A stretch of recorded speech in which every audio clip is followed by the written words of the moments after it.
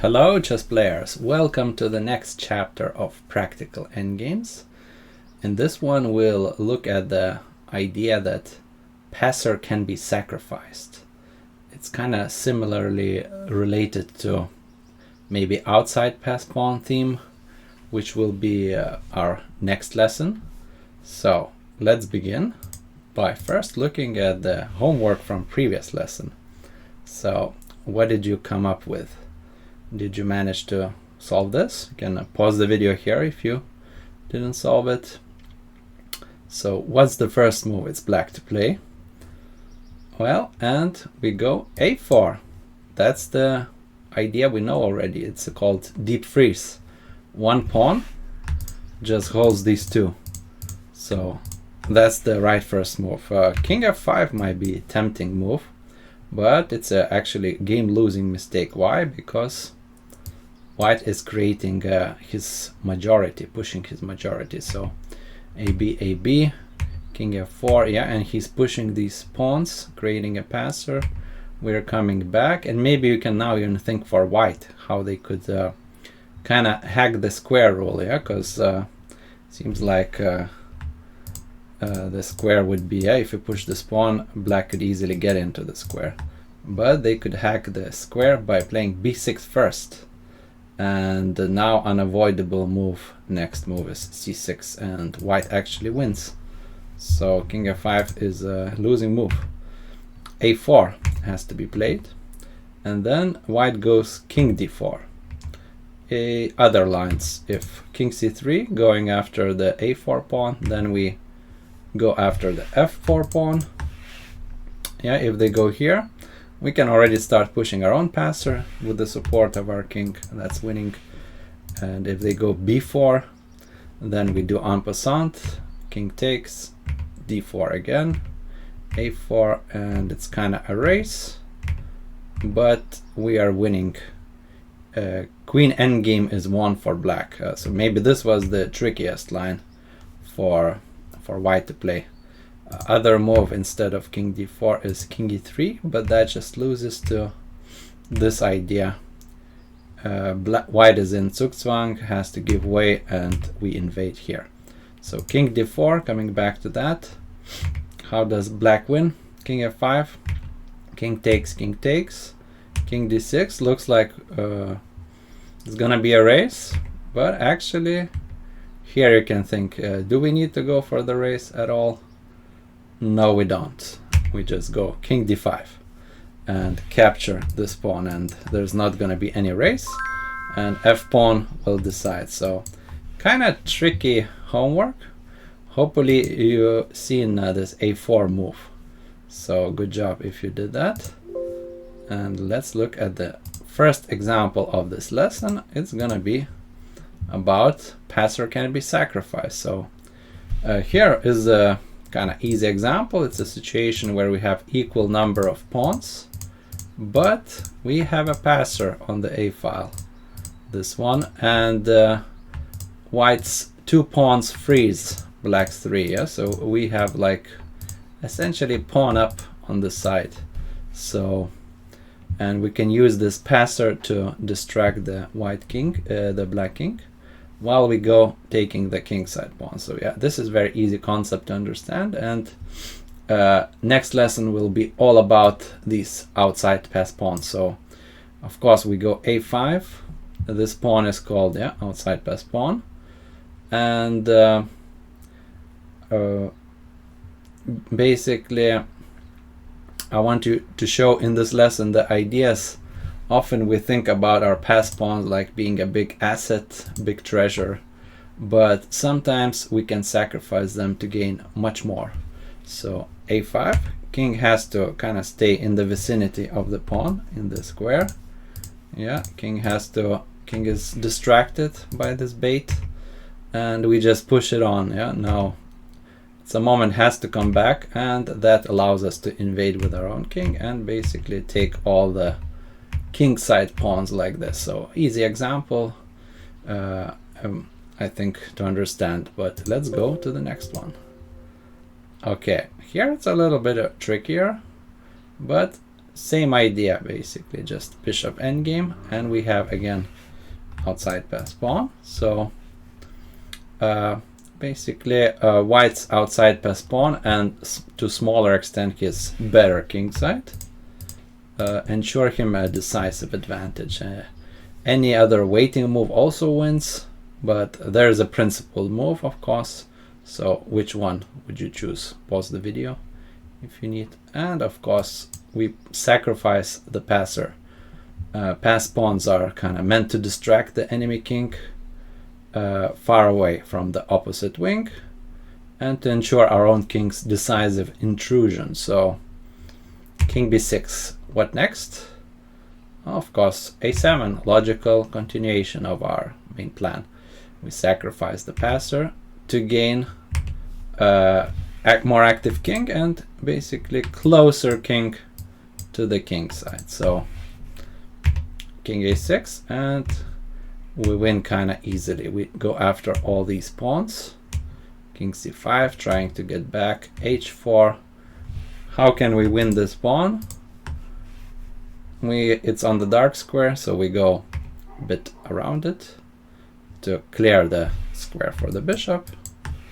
And here we go, winning the last pawn of black's. And now it's just a careful pushing of the two connectors.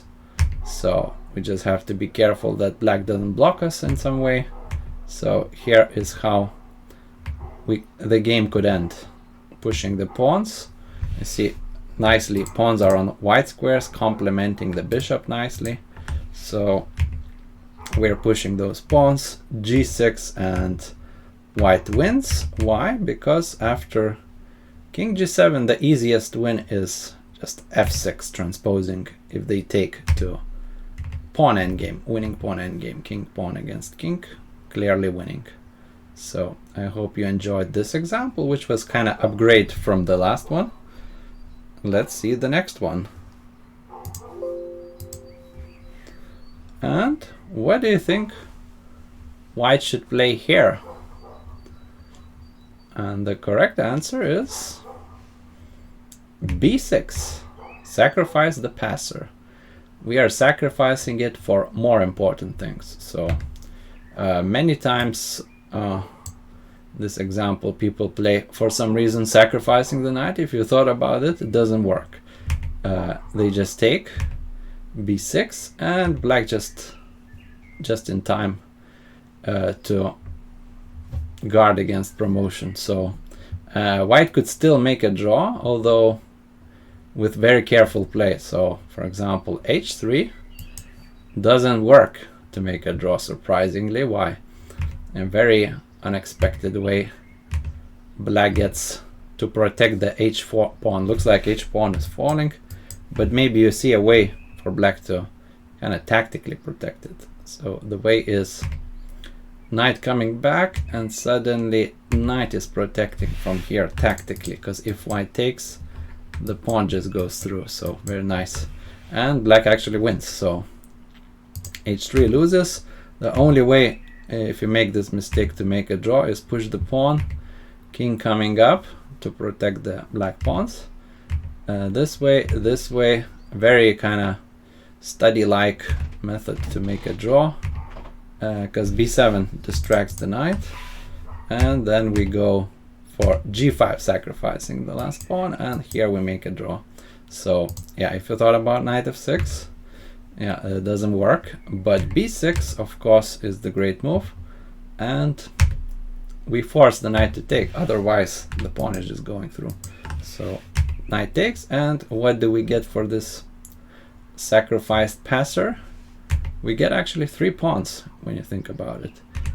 King g6 takes, and f3 is also falling. So after king f3 we have a winning endgame with white. White just has to be careful to slowly roll these pawns, and that the black knight doesn't sacrifice somehow for these two or block the position. So winning for white. Okay, let's look at the next one. Here we have an example from the game Larsen-Andersson 1975, and the queen is usually a very good companion to help promote the pawns. So let's see how this game went. A4, A5. White pins all his hopes on the passed pawns, but suddenly black plays D4, and looks like F2 is hanging, yeah, like this. So what should white play? It's time for you to think and pause the video. Queen B7 was the correct idea, sacrificing some pawns close to the king. If we play King G1, that would be a very bad move, because black even is faster with his own passer, and we even lose the game.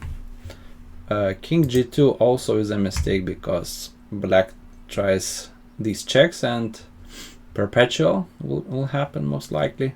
So Queen B7, a very nice move, controlling this long diagonal to come back and cover from checks. So Queen F2 was played. If D3, then white himself takes this pawn, checks, and B6 pawns are advancing. So Queen F2, check, and of course that's why white played Queen B7 to protect against checks. So Queen E3, and important moment now with white. Which pawn do you think we should push, B6 or A6?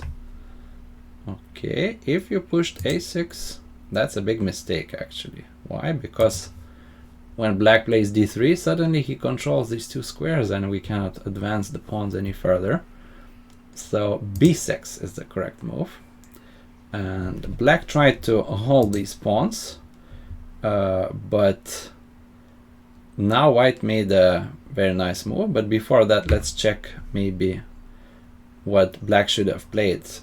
Actually, the brave D3 was the right idea, and it's not so clear if white wins. B7, D2 could be tried, and both sides make a second queen, but black is holding surprisingly this position. Even if white starts kind of checking first, he's holding this way, so black is still alive. So that was kind of a hard way to spot a defense for black, but they played Queen B3, kind of human move to try to stop the pawns.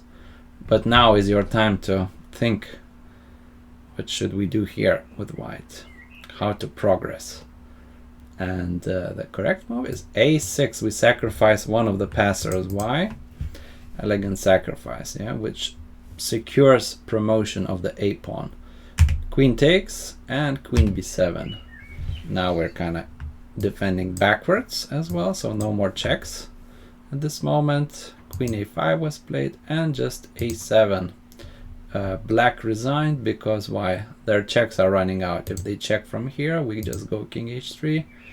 If they check from A2, we also go King H3, and this queen is doing amazing job protecting this whole diagonal, so no more mates on H1, and also supporting the pawn. So nice kind of idea in the queen endgame to know, yeah. At the same time you defend your king and support the pawn. Okay, let's look at the next example. This one is black to play. Think about how to proceed with black. The correct move is H3. We sacrifice the passed pawn, but for what? If you play bishop F6, this still kind of wins, but it takes more time and it's kind of messy a bit. We still have to use the same idea of sacrificing the pawn later on if we want to win.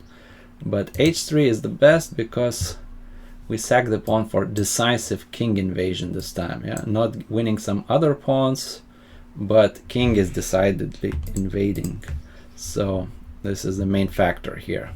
So yeah, you shouldn't always hold on to the passed pawn like some kind of treasure, yeah, asset always. Sometimes it can be sacrificed, so very important idea. King H3, King E4, and you see king is just basically bringing the house down. King G4 just taking, all the black pawns are falling like house of cards here. on this side, and very funny line is this king d3. Yeah, look at this bad bishop here, basically surrounded by his own pawns, and you can even trap him, yeah, like this. So amazing idea. h3, basically using the outside pass pawn idea, like in the pawn endgame, yeah, to distract the king, and then our king goes, except this is a bishop endgame, but still our king goes through. Okay, let's look at the next one. And this one is actually from the game Nikolic-Kasparov 2000. So here Kasparov, playing black, has an extra pawn, kind of outside pawn, and he pushes it and uses it as a bait to distract the white king. And in the meantime, he'll do some kingside damage. So let's see how the game went. King c3, knight f6. Black knows that this pawn will be lost, so he's just mobilizing the pieces for kingside play. King f5, king moves forward. Yeah, the pawn is lost, like that, but we managed to distract the white king further away. Looks like it should be a draw, and we'll see one variation. Actually, white was very close to a draw in this game. h3, knight e3, jumping around, and now white actually made a mistake. They played bishop e2. King c3, I found, was the best try. Why? Because when black goes after the pawn, suddenly white just sacrifices this pawn and brings the king closer and has a good practical drawing chances here. Of course, black could still jump around and try to win the pawns, but for example, it's already white is threatening to kick the king out and so on, and has good drawing chances. So this was the best, but in the game bishop e2 lost quickly. Why? How should black continue from here? Well, king first, as the saying goes. King activity, king invades, so king c3, and white didn't manage to bring this king back. So now black goes after the pawns. Knight f5, win some pawns. Bishop c4 takes, bishop f7, knight e2, king d2, pawn up already, and h-pawn will be falling as well. And here white resigned because black will win the h-pawn, and two connectors will easily win here for black. So okay, and let's look at our final example. Well, it's a homework. Not a final example, yeah, it's a homework assignment for you. So white to play. It looks like black is kind of making a draw here, yeah, how to break through and find the correct kind of timing. White to play, yeah, timing, how to break into black's position. Here you'll need to think of a way, yeah, to maybe triangulate a bit with the king somehow and find the correct way at the correct moment to sack this pawn. So the answer will be in the next lesson, which will be, we'll continue kind of from here, kind of introduce to sacrifice of a pass pawn idea. So we'll be switching to the outside pass pawns, where we will see that idea repeat in a more kind of even interesting examples from many types of endgames. So see you there. Thanks for watching, and bye bye.